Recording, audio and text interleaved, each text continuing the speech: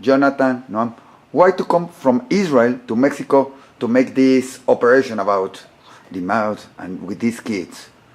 Okay, so there are many kids with cleft lip and palate here in Mexico, and I don't know how many doctors are operating this kind of surgery here, but especially in that place where we were, a small place in Fresnillo, In Zacatecas. and there was only one doctor who had so many cases of children with cleft lip and palate. Usually we operate those kids when they 1 year old, and he had kids when they were 8 years old, which didn't have any operation until now, until we came. So one of our resident a few years ago, he's originally from Fresnillo. Oh, right. And he came to Hadassah. He had his residency at Hadassah, and now he's already finished his residency, but he's still living in Israel. His family live in Fresnillo, and he told us that there are many patients with cleft lip and palate, and he asked me if I can come to help operate them on them. And his family still lives there in Fresnillo, and so I agree and I came. I think it was very important to help. What's the problem for somebody who has this illness?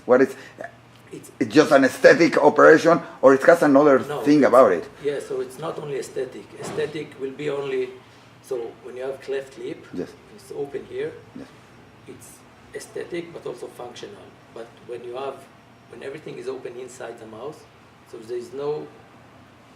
so the mouth and the nose are connected. There's a one lumen, one big lumen, and it's also functional because he cannot eat properly and he cannot speak. And these kids, it's a good example. I think he's 8 years old, and the day before the surgery, I asked him what's his name, and he say, "Oh, I didn't understand anything." And I asked him again, "What's your name?" And he said, "Oh." And then the day after the surgery, when I came to see him, asked him what's his name, and he say, "Pablo." So it's like it changing his life immediately. So he's not speaking perfectly. There are a lot of speech therapies that he needs to do, and he needs to get used to it now. But I think this is, for example, this is one nice example. No, very nice. And he's 8 years old. He's not one. After the operation, he will be speaking also in Hebrew with that. He's speaking with you. No? Tell me something. In Israel, there are not so much operation about this. What's the difference to come to Mexico and do it with kids, like you said? You do it in Israel before the year, and here you have kids that they didn't have it in all these years. What's the difference with this kind of operation? What's the experience with you? So you told me about this kid with. So those kids when they are actually in Israel, once they born, we send them to orthodontic treatment. So they have, for example, if the cleft lip is very wide, they put a special tape here until the surgery. So they're like 3 months. We operate the cleft lip at the age of 3 months, and they have, so this taping help to minimize the defect. So if it's like 1 centimeter, so after 3 months it will be much closer. So the surgery will be much easier, and the result will be much nicer. It's in Mexico. It's expensive, or around the world. It's expensive of operation like that because, like you tell me, they don't do it too much in Mexico, or not to everybody. Why? Sure What can they do to prevent or to help it with these kids? No, I don't know if they can prevent it because it's also genetically. Yes. So. Not to prevent. I'm talking about doing it at the early years, or at the early. If they'll do it. So we have in Israel at Hadassah we have cleft team. So it's not only the plastic surgeon, it's also the oral maxillofacial surgeon, the orthodontics, and the genetics, dietitian. So we have the whole team who treats those kids when they just born. So so we give them like a schedule until the age of 18. They have the schedule of what kind of procedures they're going to go go through. I think the difference between Israel and Mexico is that in Mexico, Mexico is very big. There are a lot of rural communities that we don't get to be on them. We don't get to treat them. There is a lot of plastic surgery teams that go and do these jornadas de apoyo. I will interrupt you. Speak in Spanish. You speak Spanish. You are from Mexico. You come from Israel, from Mexico, to help people here. Las comunidades en México rurales a veces no llega la ayuda porque no hay algún cirujano plástico especializado. Como Noah mencionaba, no está este approach multicultural y multidimensional de doctores, de dentistas que tratan a estos pacientes. Y a las comunidades rurales normalmente hay un médico general que trata, hace lo que puede, pero no llega la ayuda. Entonces, con el antecedente que comentó Noam del residente que se entrenó en cirugía plástica en Adasa, él es originalmente de Fresnillo, Zacatecas, y sabía que era una comunidad que necesitaba apoyo. Pidió la ayuda de Noam y de otro grupo de doctores para venir y poder ayudar al departamento. One question, just like that. Did they pay you? Everybody who has the operation, they had to pay. It came from Adasa like that. Why to come to Mexico, to this rural? Maybe you can be doing it in Israel. Why to come to Mexico to help? I know you have the resident, but why to help just like that? Or it was? So actually, this is my third mission over the world. So the first mission was I went to Cambodia. All right. I did the same. The second mission was in India. I did the same. It's all volunteers. I don't get paid. I miss my family. I have 4 kids in Israel and my wife, and I miss them. But I think it's very important. And if I can give something, to other people, I'm happy. How many they were in the team? Which team now? And with this. So, from the medical point, medical doctor who can really operate, we were 4 or 5. Well, all right. But so I lead this team at the medical point of view. So all right. Because I was the only one who was a subspecialty in cleft lip and palate, which I did in Toronto. All right. 3 years ago. And so, but some other people also came just to help. To help us, like around all the. To be in the organization, it's a big team to come to help. Just like voluntary, it's a nice idea we from the Adasa and from Israel. 11 altogether. I think, all right. 11.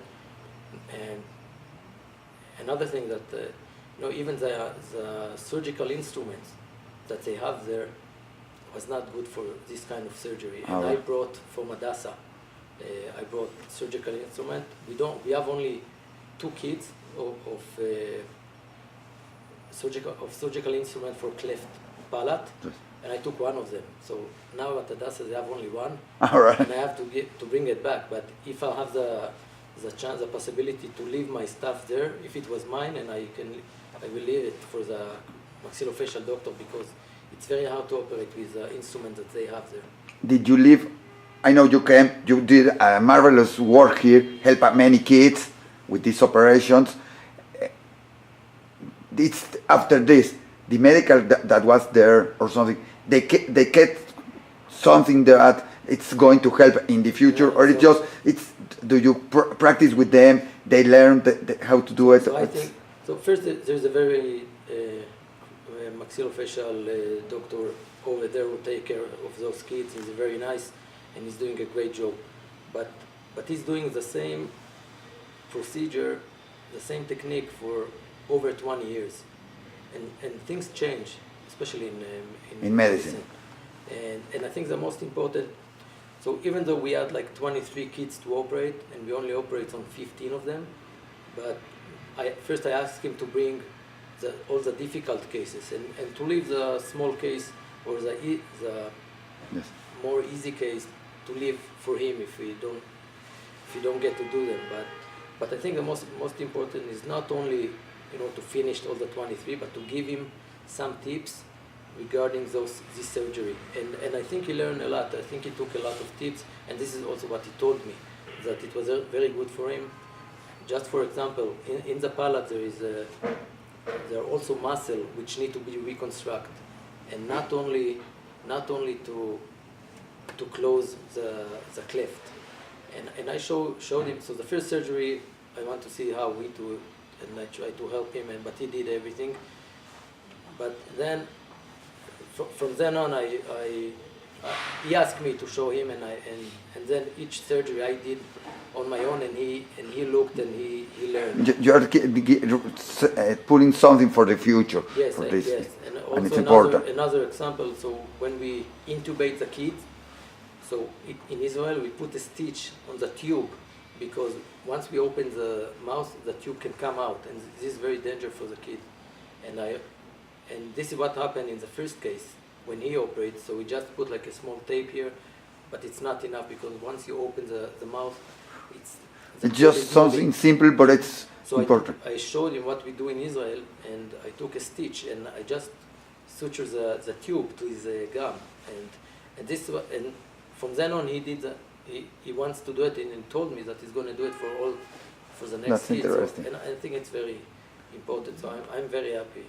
Thank you. I think the kids and everybody there in Fresnillo, they have to be very happy with that, and many people in Mexico.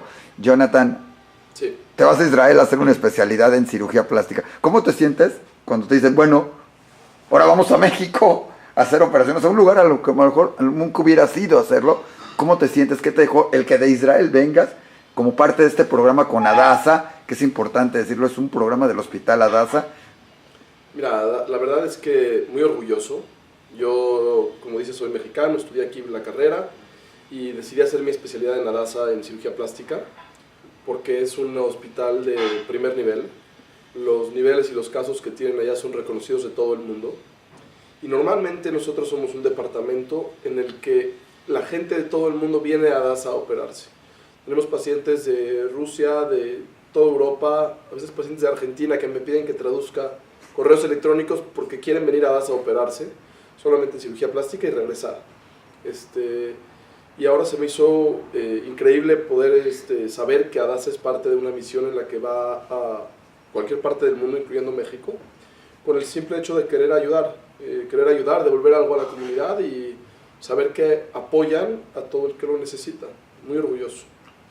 When it was a terrible day here in Mexico in September with the earthquake, the first ones to come to Mexico, they were an Israeli team. They changed the approach that people have about Israel.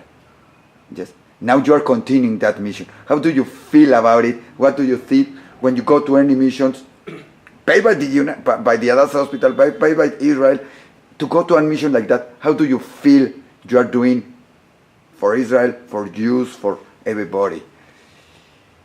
I don't want to go into politics, but I think it's a good thing that other people. I'm sure the Jewish community here knows everything about all the right things about Israel. But I think it's more important to show maybe even other, not only the Jewish here. What did they tell you when they said in Fresnillo, they came and said, you are from Israel? Did they know? What did they say about Israel? No, they didn't even know this place. So I asked them, they didn't even know where is Israel and why we are coming. It was. Now they know, and now Yes, they are now happy. they And know. now Pablo can say he was with Israel and you can say his name, Yes, and many other things. yes. Thank you very much. Thank you.